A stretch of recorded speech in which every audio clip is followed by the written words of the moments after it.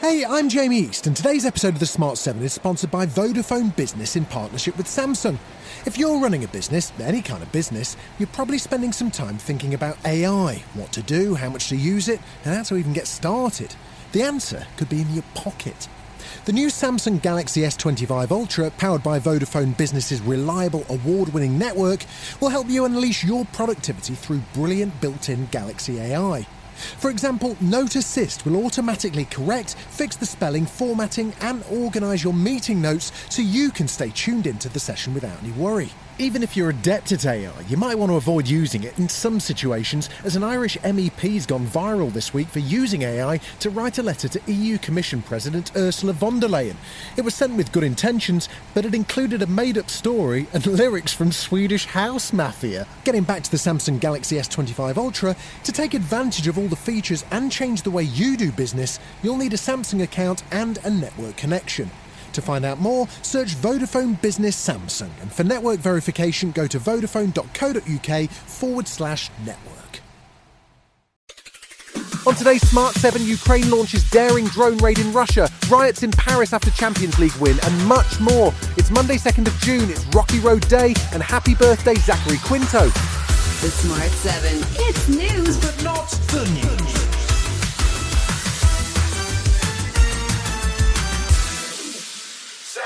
Sunday saw Ukraine launch a daring operation in the heart of Russia, codenamed Spiderweb. After 18 months of planning, overseen by Ukrainian President Zelensky and the Ukrainian Secret Service, they launched a series of drone attacks on Russian airfields. The drones were smuggled into Russia and then launched remotely from articulated lorries, which self-destructed following the attack.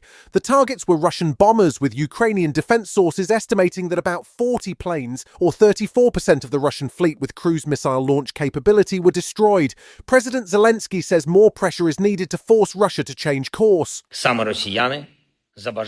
was the Russians who chose to continue the war, even under conditions where the entire world is calling for an end to the killing. And pressure is truly needed, pressure on Russia that should bring it back to reality.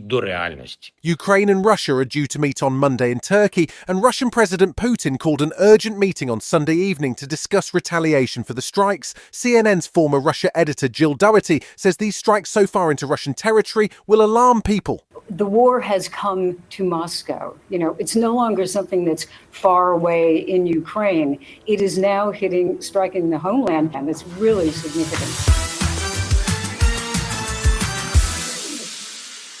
French President Emmanuel Macron was in Asia this weekend, aiming to strengthen French ties to the region, and he opened the Singapore Security Conference on Friday night. The conference aimed to address tensions with China in the region, but the Chinese Defense Minister didn't attend, instead sending a junior-level delegation. US Defense Secretary Pete Hegseth was present, making a familiar call these days to America's Asian allies to step up their defense spending. We're pushing our allies in Europe to own more of their own security, to invest in their defense, things that are long overdue. We still believe that our European allies should maximize their comparative advantage on the continent. As the world seems headed towards a new arms race, the UK is due to release a defence spending review on Monday. Labour peer Baroness Shami Chakrabarti says that relentless defence spending carries real risks. I'm concerned about weapons proliferation in the context of this domestic munitions industry that is going to be stepped up. Where are all of these weapons going to end up? Quite possibly in the hands of people we don't want to get hold of it. So I want some assurances about that.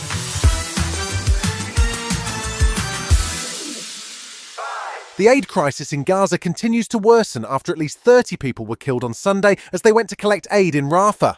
Israeli forces opened fire on Palestinians as they approached the aid facility run by the Israeli-backed Gaza Humanitarian Foundation. It's the second incident involving the foundation in less than a week, and reports suggest that almost 200 people were also wounded in the incident. With limited supplies of food after a 3-month blockade, local residents are becoming increasingly desperate, and the UN has been warning that famine is imminent. UK Defence Secretary John Healey spoke to the BBC on Sunday, and he says the ongoing humanitarian crisis cannot continue. It's intolerable. What we've seen overnight just reinforces that absolute imperative for Israel to cease this fresh military operation and work towards that hard negotiation of a long-term peace has got to start.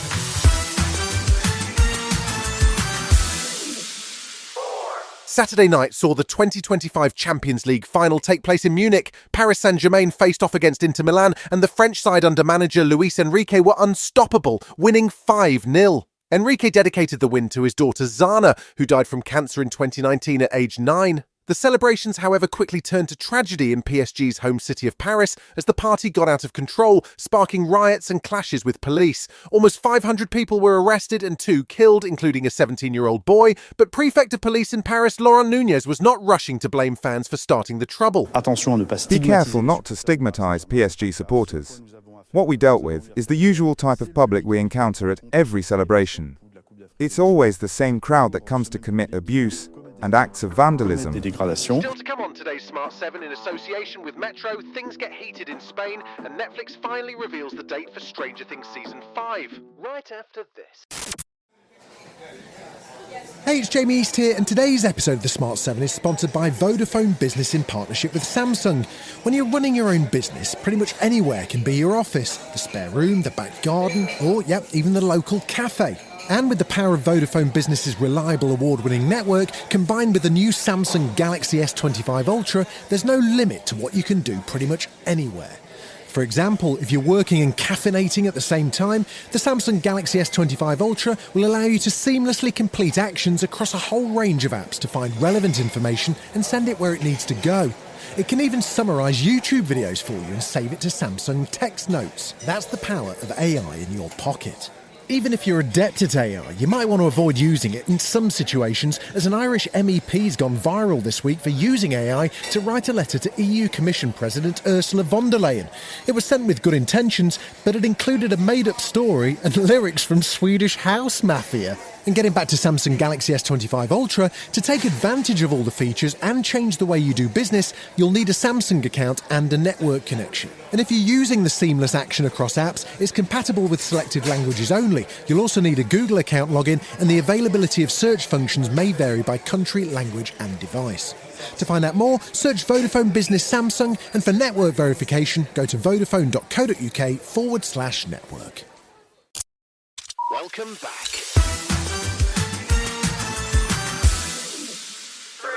Apart from this weekend's Champions League final, which saw PSG hammer Inter Milan 5-0, there was plenty of other sporting action. At the French Open, Cameron Norrie knocked out fellow Brit Jacob Fernley to set up a fourth-round meeting with Novak Djokovic. Jack Draper continued his winning streak and now faces Alexander Bublik on Monday for a slot in the quarter-finals.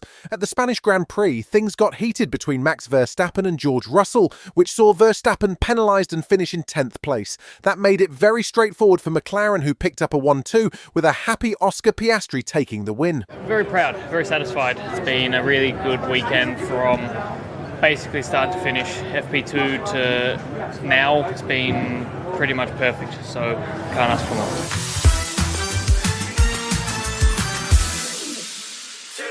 Saturday saw Netflix's annual Tadam event, at which they reveal the details of the latest shows and movies in the pipeline. This one was a monster, with details on the third series of Squid Games, which drops at the end of June, a preview for Season 2 of Wednesday, and an announcement that Season 5 of Emily in Paris has started filming. They also finally announced the dates for the 5th and final season of Stranger Things. The bad news is we have to wait until November 26th for the first episodes. Noah Schnapp, who plays Will Byers, can't wait for people to finally see it. So excited. I can't believe we've waited this long. It's been a minute, but I'm so excited for the fans to see it all, and it's going to blow people's minds, so.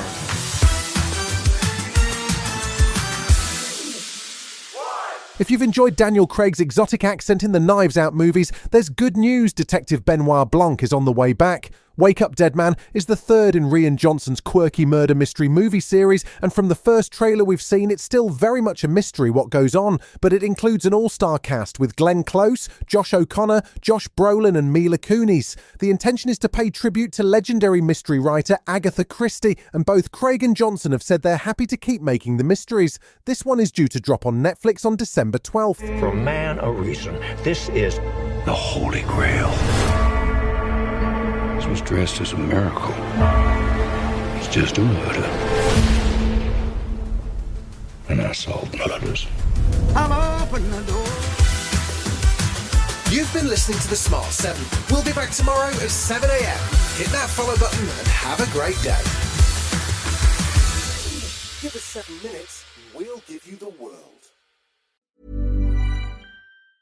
Did you know that foreign investors are quietly funding lawsuits in American courts through a practice called third-party litigation funding? Shadowy overseas funders are paying to sue American companies in our courts, and they don't pay a dime in U.S. taxes if there is an award or settlement. They profit tax-free from our legal system, while U.S. companies are tied up in court, and American families pay the price, to the tune of $5,000 a year. But there is a solution. A new proposal before Congress would close this loophole and ensure these foreign investors pay taxes, just like the actual plaintiffs have to. It's a common-sense move that discourages frivolous and abusive lawsuits and redirects resources back into American jobs, innovation, and growth. Only President Trump and congressional Republicans can deliver this win for America and hold these foreign investors accountable. Contact your lawmakers today and demand they take a stand to end foreign-funded litigation abuse.